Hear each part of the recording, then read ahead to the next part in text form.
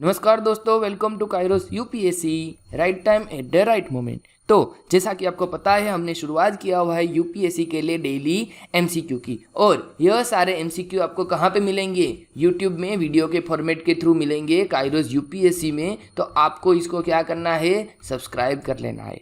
और इन सारे वीडियोस की जो पीपीटी रहती है यह आपको मिल जाएंगी काइरोस यूपीएससी के टेलीग्राम चैनल पे। तो आपको इनको सब्सक्राइब कर लेना है, ठीक है। एक और चीज़ कि अगर आपको कोई दिक्कत है, आपको कोई कमेंट सेक्शन में बताना है और उसमें अगर आपको झिझक हो रही है तो आप हमें पर्सनली ईमेल कर सकते हो। साथ ही साथ आपके कोई सजेशंस है या आपके कोई रिक्वायरमेंट है तो वो सारी बात आप हमें ईमेल के थ्रू शेयर कर सकते हो। चलिए शुरुआत करते हैं। सबसे पहला MCQ, consider the following statement regarding Niemann peak disease. देखिए, अब यह जो डिसीज है, यह डिसीज को कई अलग अलग तरीके से प्रोनाउंशिएट किया जाता है। जैसे कि कोई इनको नाइमेन बोलते हैं, कोई उनको नियामेन बोलते हैं, ठीक है। लेकिन अपने लिए जो इम्पोर्टेंट है यह है इस डिसीज की इंफॉर्मेशन। तो आपको यहाँ पे दिया हुआ है 3 सेंटेंस और आपको बताना है उनमें से how many sentence are correct. देखिए, आपको क्या करना है, यूपीएससी के एमसीक्यू की प्रैक्टिस करनी है और उसी के लिए जब भी आपके सामने एमसीक्यू आए तो आपको करना है वीडियो को पॉज, पढ़ लेना है और उसके बाद उसको अटेंड करना है, ठीक है।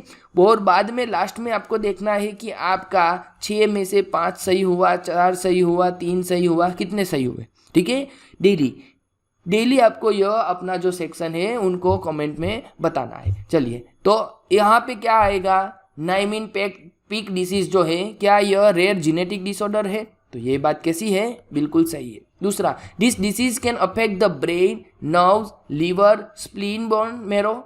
क्या यह इन सारी हमारे ऑर्गन के ऊपर डिसीज अफेक्ट कर सकता है? तो ये बात भी सही है। तीसरा, it is notified as the element under the national policy for rare disease. क्या इस डिसीज को national policy for rare disease में शामिल किया हुआ है? तो यह बात कैसी है? गलत है, क्योंकि it is not notified yet, ठीक है। अभी तक इनको नोटिफाइड नहीं किया है। और यही इस क्वेश्चन का कंटेक्स्ट है कि अभी बहुत सारे पेरेंट्स ऑर्गेनाइजेशन और उन्होंने डिमांड किया हुआ है कि जो नाइमेन पैक डिसीज़ है उनको ऐड किया जाए कहाँ पे? National policy for rare disease के लिस्ट में, और इस लिस्ट में शामिल करने की ज़रूरत है। तो यहाँ पे 2 सेंटेंस है, यह 2 सही है, 1 गलत है। हमें पूछा है सही वाला, तो ऑप्शन बी जो है हमारा सही आंसर होगा। देखिए क्या हुआ है, तो recently parents of children suffering from Niemann Pick disease have अर्ग यूनियन गवर्नमेंट, केंद्र सरकार को बताया है कि भैया उनको नोटिफाई कीजिए, कहाँ पे? National policy for rare disease, ठीक है। अब देख लीजिए यह क्या है। यह नाइमेन पैक डिसीज जो है यह एक रेयर जेनेटिक डिसऑर्डर है जो कि स्पिंग्रोमिलाइन एक्यूमुलेट्स इन लाइजोम्स इनसाइड सेल, ठीक है। तो यहाँ पे यह होता है। एक और चीज़ आपको याद रखना है कि इनकी वजह से हमारा जो मेटाबॉलिज्म होता है उसमें काफ़ी दिक्कत आती है। और सबसे बड़ी बात देखें तो brain, nerves, liver, spleen, bone marrow, इन सारी चीज़ों को यह अफेक्ट करता है। एक और चीज़, इनको अभी तक नोटिफाइड नहीं किया है, ठीक है। साथ ही याद रखिएगा यहाँ पे 2 टाइप्स का इनका सब टाइप्स है, एक हो गया टाइप ए और एक हो गया टाइप बी। बाकी की इन्फॉर्मेशन हमने यहाँ पे प्रोवाइड किया हुआ है, आप वीडियो को पॉज करके पढ़ सकते हो, ठीक है। चलिए नेक्स्ट एमसीक्यू आपके सामने है, which state recently started the समाधान स्कीम। चलिए, समाधान स्कीम का मतलब भी आप खुद जान सकते हो कि इसका एम क्या होगा, लेकिन फिर भी यहाँ पे लिखा है कि विच रिसेंटली स्टेट स्टार्टेड समाधान scheme for the settlement of arrears of taxes. देखिए, कई बार क्या होता है कि स्टेट के सिटीजन के साथ जो लेन देन का चक्कर रहता है, ठीक है, तो उसी में टैक्स के रिगार्डिंग कुछ ना कुछ इश्यू आता है। तो इन दोनों का बोझ कहाँ पे आता है? हमारी जुडिशियरी पे आता है। और जुडिशियरी पे आने से पहले यह लोग क्या करते हैं? यह करते हैं ट्रिब्यूनल का फॉर्मेशन, ठीक है। तो इन सारी झंझट में ना आए इसके लिए क्या किया है? तो अभी एक स्टेट ने समाधान स्कीम निकाली है कि भैया आपका जो पुराना वाला अगर कोई टैक्स रिलेटेड एरियर्स बाकी है तो चलिए हम आपको उसमें क्या करते हैं? समाधान करते हैं। तो अभी यह नाम के साथ किन्होंने पब्लिश किया हुआ है? क्या राजस्थान, मध्य प्रदेश, उत्तर प्रदेश या तमिलनाडु? तो क्या आएगा? आंसर आएगा ऑप्शन ए, तमिलनाडु गवर्नमेंट ने अभी समाधान स्कीम को लॉन्च किया हुआ है। ठीक है, देखिए आप देख सकते हो यहाँ पे द हिंदू का न्यूज़पेपर है और उन्होंने बताया हुआ है कि रिसेंटली M.K. स्टालिन जो कि तमिलनाडु के गवर्नमेंट CM है, गवर्नमेंट के हेड है, उन्होंने लेजिस्लेटिव असेंबली में बताया हुआ है कि भैया समाधान स्कीम हम ला रहे हैं, जिसकी वजह से क्या होगा? Settlement of arrears of taxes होंगे। ठीक है, तो आपको यह बात पता होनी चाहिए। चलिए नेक्स्ट MCQ, व्हाट इज मेरी माटी मेरा देश कैंपेन? चलिए भैया, सबने नाम सुना है, क्या है? क्या कैंपेन है 77 इंडिपेंडेंस डे के लिए, कैंपेन है वन महोत्सव के लिए, कैंपेन है तिरंगा के लिए या कैंपेन है फार्मर्स के लिए? अब भैया माटी भी है, देश भी है, तो आप इतना तो गैस मार्क नहीं लगा सकते कि भैया इन तीनों चारों में से सबके साथ कुछ ना कुछ, कहीं पे माटी जुड़ा है, कहीं पे माटी जुड़ी है तो कहीं पे देश जुड़ा है। फिर भी इसका सही आंसर अगर आपको बताने जाएंगे तो आप क्या बताएंगे? जी हाँ, आप बताएंगे जो उसका ऑफिशियल आंसर है, कैंपेन फॉर 77 इंडिपेंडेंस डे। देखिए क्या हुआ है, तो अभी हमारे मेरी माटी मेरा देश यानी कि माई कंट्री माई सोइल का जो कैंपेन है, वहाँ पे अभी सारी जगह से क्या किया जा रहा है? सोइल को कलेक्ट किया जाएगा। ठीक है, और इन सारी सोइल को कहाँ पे लेके आएंगे? कर्तव्य पथ में आएंगे, जो कि है नेशनल कैपिटल दिल्ली में। कब तक लेके आएंगे? अक्टूबर 31 तक लेके आएंगे। ठीक है, और उनके लिए 8000 यूनिट्स यानी कि क्या बोलते हैं? कलश बोलते हैं, कलश। तो ये कलश जो है उनको कैरिंग करेंगे अलाउड अक्रॉस द विलेज। ठीक है, और इसका जो अगर मेन एम देखने जाए तो अगस्त 9 को लॉन्च किया हुआ है, ताकि हम हमारे जो भी सेक्रीफाइस किए हैं हमारे नेशन के सिटीजन ने, उनकी लाइफ्स, ठीक है, उनको हम रिमेंबर कर सके, हम उनको याद रख सकते हैं, हम उनको ऑनर कर सके, उनके ब्रेवनेस के, उनके फ्रीडम फाइटर्स के। और इनके लिए हमारे क्या कर रहे हैं? हम कर रहे हैं शीला पलाकम्स मेमोरियल प्लेस। ठीक है, चलिए तो इतनी चीज़ आपको याद रखनी है। चलते हैं अगले MCQ की ओर। बड़ा सा फैक्चुअल का सवाल है। अभी आपको पता होगा कि अभी क्या हुआ है? MSP जारी किया हुआ है। अभी हमने रिसेंटली MCQ में देखा है कि गवर्नमेंट ने रबी क्रॉप्स के लिए MSP को बढ़ाया है। तो उसी के बेस पे हमने एक करंट लेकिन स्टैटिक के जैसा कहा जाए ऐसा MCQ फॉर्म किया है as per economic survey 2023।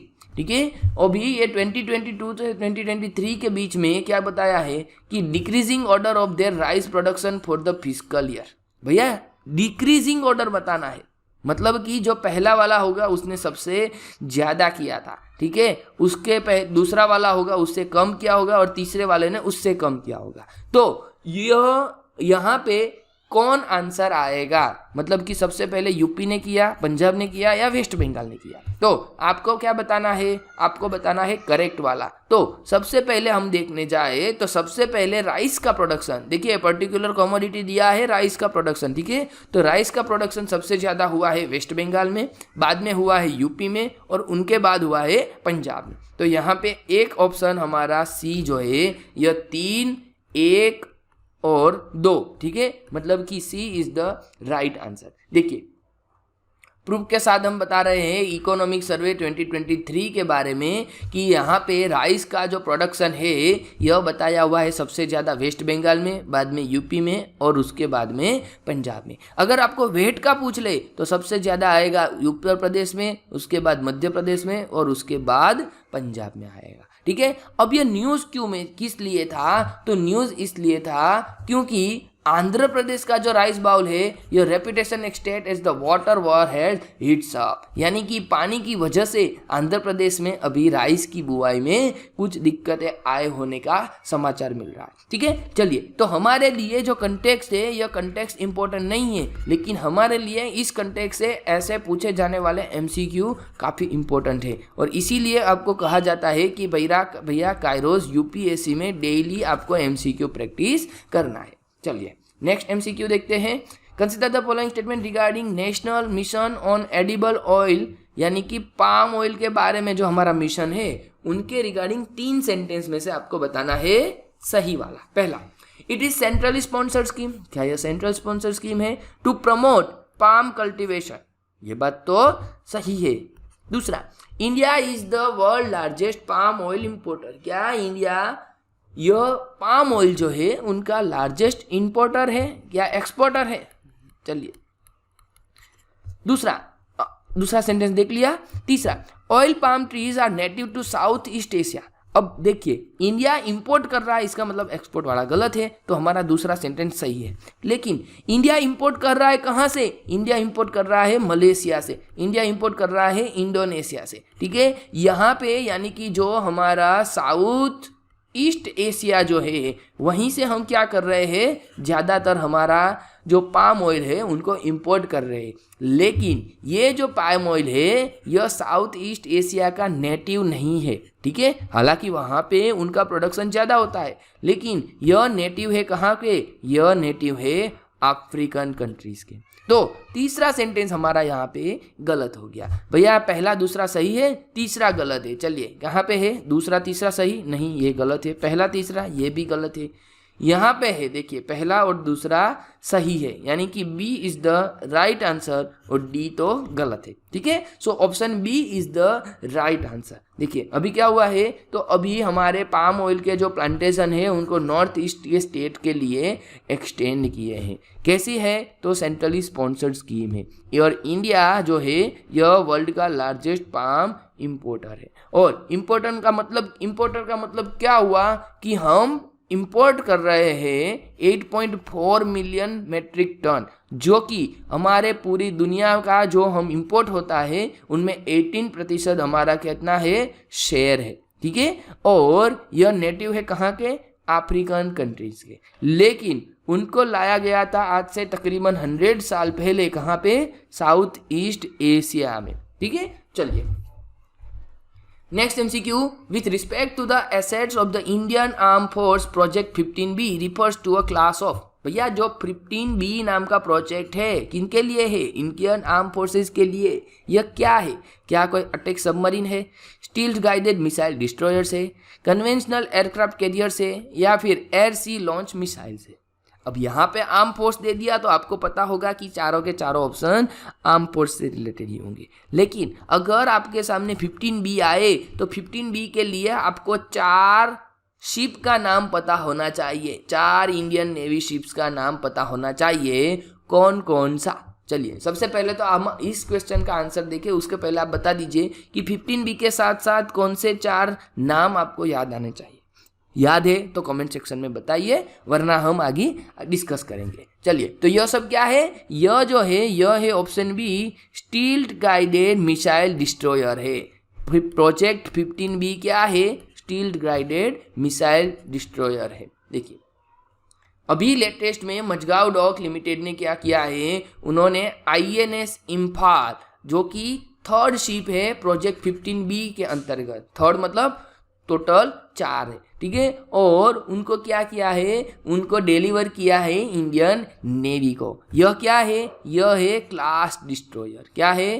Class destroyer. और यह जो है यह गाइडेड मिसाइल डिस्ट्रॉयर है, उनमें टोटल 4 है। 4 में एक हो गया विशाखापट्टनम, दूसरा हो गया मोरमुगाओ, तीसरा हो गया इम्फाल। तो अभी इसी इम्फाल को ही अभी डिलीवर किया है। अभी एक और बाकी है, कौन सा है? वह है INS सूरत। तो प्रोजेक्ट 15B 4 नाम याद रखना है, विशाखापट्टनम, मोरमुगाओ, इम्फाल और सूरत। ठीक है, चलिए देखिए ये थे हमारे आज के UPSC के MCQ।